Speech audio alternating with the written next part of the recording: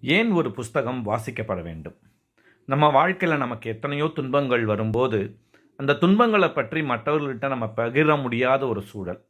நம்ம நண்பர்கள், நம்ம உறவினர்கள் எல்லாரும் இருந்தாலும், இந்த கஷ்டத்திலிருந்து நம்ம எப்படி மீள்றது அப்படின்னு நினைக்கிறப்ப, நம்ம மனசை நம்ம மாற்றிக்கணும் அப்படின்னா, ஒரு நாவலையோ, ஒரு சிறுகதையையோ, ஒரு கவிதையையோ நம்ம படிக்கிறப்ப தான், அதில் இருக்கக்கூடிய அந்த கதாபாத்திரங்கள் படுகிற துன்பங்களை காட்டிலும் நாம் படுற கஷ்டம் பெருசாக ஒன்றும் இல்லை அப்படின்னு அந்த புத்தகங்கள் நமக்கு ஒரு தோழனை போல் நம்ம தோள் மேலே கை போட்டு நமக்கு அதை சொல்லிக் கொடுக்கும்.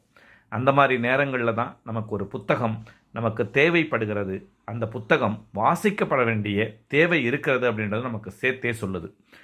நம்மளை விட இந்த உலகத்தில் எத்தனையோ நிலைகளில் துன்பப்படுற பல மனிதர்கள் வாழ்ந்துக்கிட்டு தான் இருக்கிறாங்க. அவங்களுக்கு இல்லாத பிரச்சனையா, நமக்கு மட்டும்தான் இந்த உலகத்தில் பிரச்சனையா அப்படின்றப்ப நமக்கு மகிழ்ச்சி இருக்கிற அந்த விஷயங்களை நினச்சி பார்க்குறதுக்கும் இந்த புஸ்தகங்கள் பயன்படுது. மகிழ்ச்சியாக இருப்போம்.